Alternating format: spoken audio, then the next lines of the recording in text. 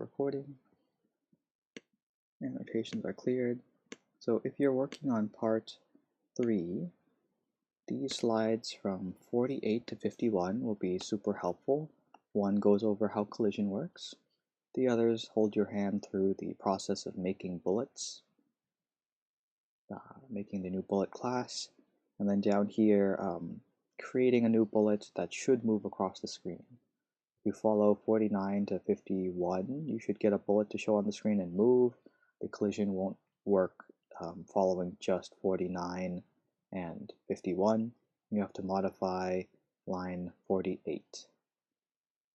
Be careful when you're doing comparisons with your array list of asteroids with your array list of bullets. To do so, you'll need 2 for loops, also known as a nested for loop. Try not to do so inside your spaceship and asteroid comparison loop, if that makes sense. Okay, there were more requests for 2 other coding bar problems, and that's what I'll get to. I'm sure we'll see the array list trap present that I've gone over this week in the problems I will review. Okay, watch out for it. It's especially important for the last one and probably important for these other ones too. Okay, I think I went too far. These slides weren't used this year.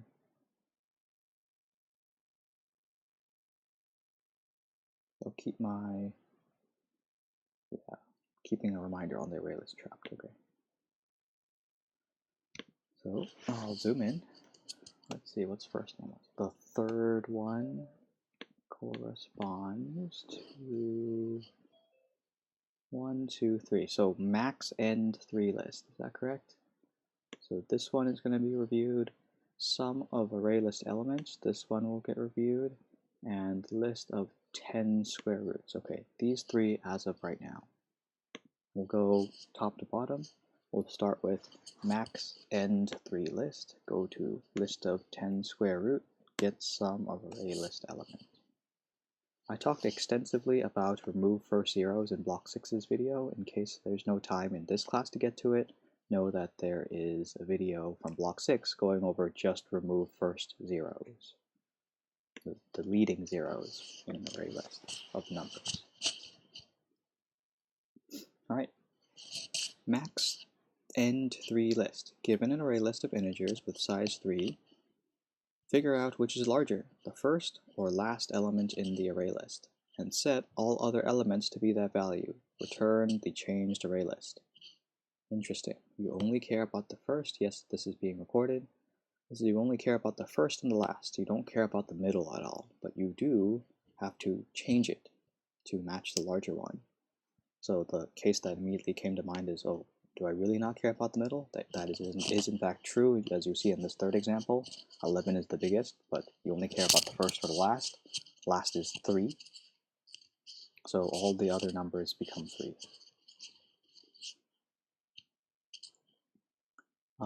Let's see. So when I look at this array list problem, I see I have an input. It's an array list called nums, and I have to output an array list of integers. You could approach this by creating a new list and returning that new list. What's nice about array list is that you could modify nums and return nums. That's a little different pattern you'll see. But to keep in line with what I've been going over this whole semester, let's create a new array list. Make modifications there.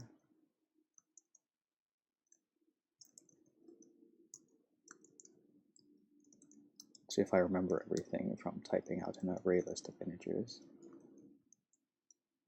Parentheses, right? Cool. So to answer, we know that here's our algorithm. Here's the process. First, find the largest number from nums. Store it, then copy, then add it 3 times to A and S array list.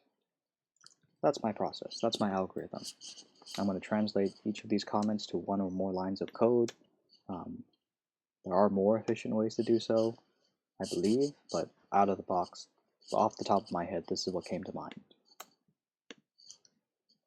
So, got to find the largest. We need to do, this is like the problem present in this first comment is really finding the biggest number out of 3 numbers. You've done that before, for sure, in previous coding bath problems. You make sure you've covered all your bases. So, if we are comparing that, you can do, let's see, except our numbers this time are hiding in certain positions. It's always of size 3, so these 3 numbers are where they'll be hiding. Let's think about, okay, with these 3 numbers, I have to do is an if statement. Let's do, I should leave these as comments. Okay, I'll call this one A, call this one B, call this one C, just to have myself ordering it.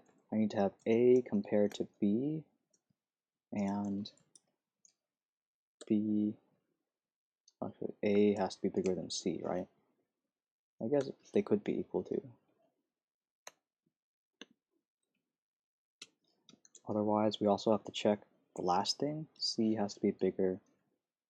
Actually, no, you don't care about the middle, right? So it's just one comparison. You just need this one. Is A bigger or is C bigger? Yeah?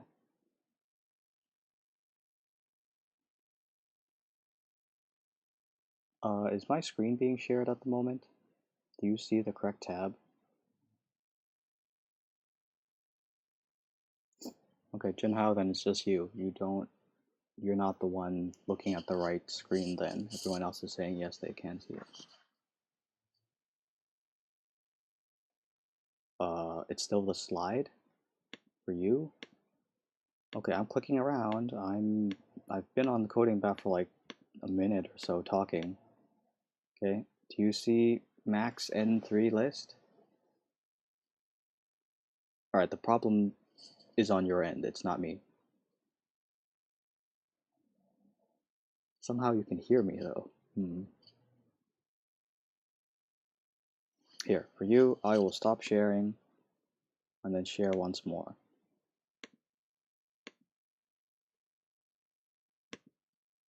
How about now?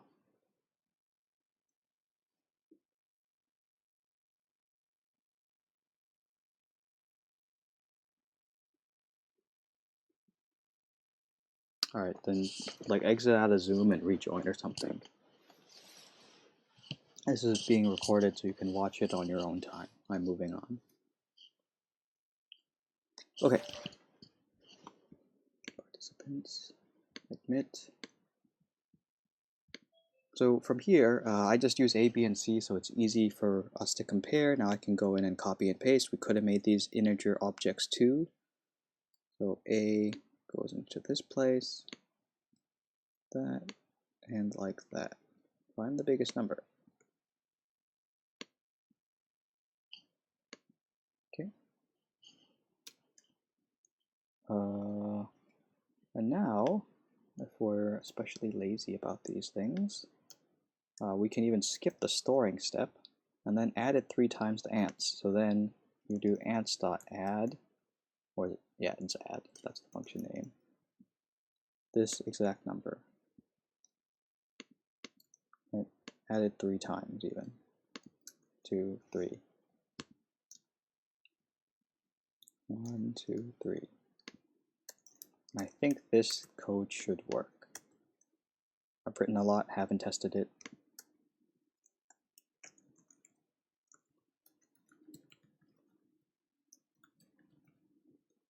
Let's see what happens. Oh no, I passed the last case. I failed. I did it twice. I've triggered both of them. Else if? Ta-da!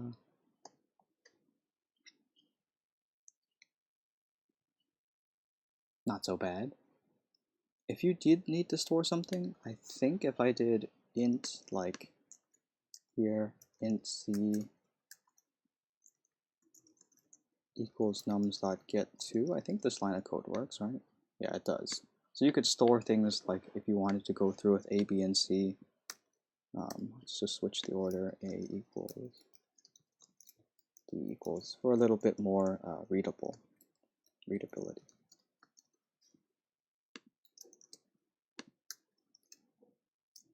Alright, so that's the first problem to be reviewed. Questions or comments? There are better ways to do this. I don't think this is the best, but it works.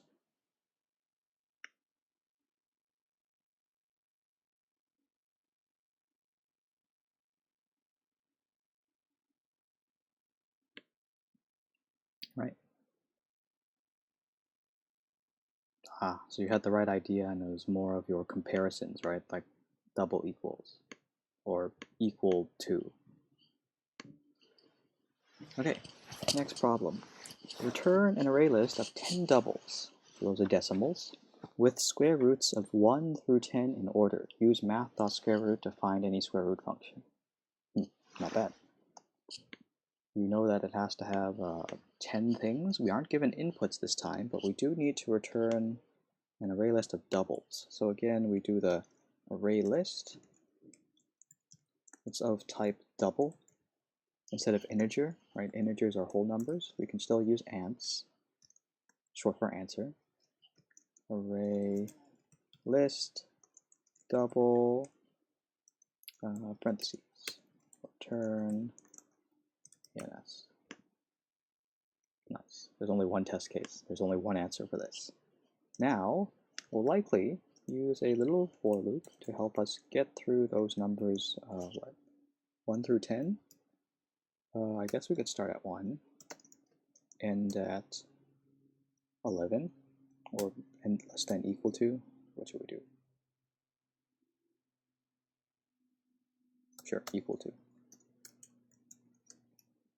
No, equal to, I have to stop at 10. I plus plus. Okay, so now we have the numbers 1 through 10 there. We can add those numbers 1 through 10 into our array list to see that they are there. Oh wait, they're doubles, right? Will it let me do that? Let's see. It complains. It expects doubles, but we're giving it integers. Can we do a cast to make it work? Alright, so made all decimals. Got the first one. Square root of 1 is 1. And from here, it becomes, okay, this double of I has to be the input to math.SqrRoot. So all you do now is change math.SqrRoot here and apply this function. Right. Parentheses are balanced, I think. Ta-da! Places you could have got tripped up on, maybe this part, making sure that they're doubles. The other one, not sure what to tell you, math.SqrRoot, it's a function, so apply it. I guess you could break it out to like double temporary equals math.SqrRoot of I, and then here,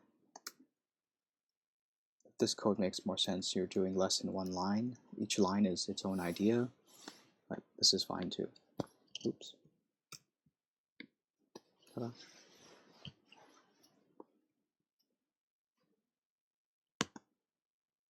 Okay, get a sum of array list elements. Return sum of integers in an array list. Oh boy, this should sound really familiar. You did this for an array, and I believe the same code, or the same idea from arrays should work for this one. You care about the indices, you march through each element. There are some cheeky ways for you to kind of solve this. Remember how like remove returns the object? So does get, so does set.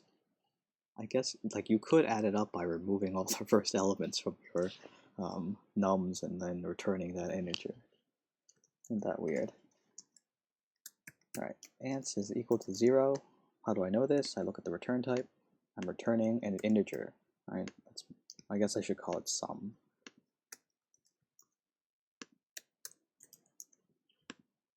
Okay. I expect this is 0. I want to fail all these test cases to peek at them and see. Now, this challenge becomes getting each element of that array list, nums. Let's do int I starting at 0.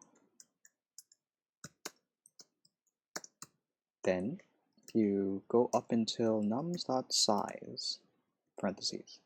Pretty sure those have to go there. And then do something.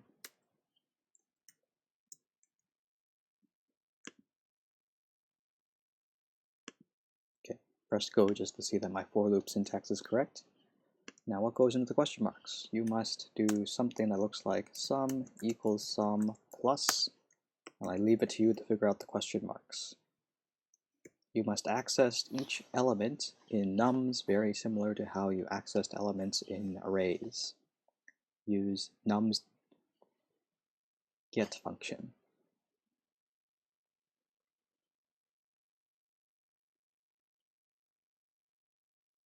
Alright, so those are the requested 3 coding bat problems. Are there any further questions on your asteroids, on your other coding bat assignments?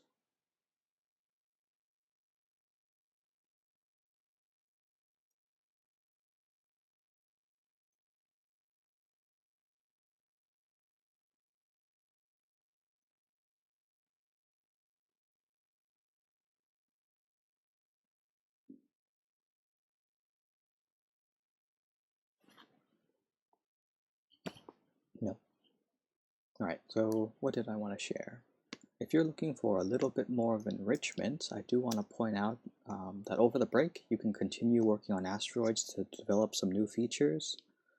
The neat video that I have of, or that Mr. Simon showed me of one of his past students, I think this guy came after me in graduation over here, right? Andrew Ong, he's not a name I recognize, but he's like an all-star developer. He built on his asteroids assignment, and later in his career when he was a software engineer, I sat down with one of his coworkers and explained hey, I did this thing in high school, and has a nice video explaining over that process. So you can watch this. Reflections from a software engineer, I guess. 10-minute video on his asteroids and how that works. All done in processing, I believe. Yeah, and he even walks through the code and what he thought about and all those neat features. I highly recommend watching this video. Look, he has life bars or shields and stuff. His spaceship looks pretty neat. All done. So go ahead and watch this if you're looking for an extension, some enrichment. So that link is located here under the extensions.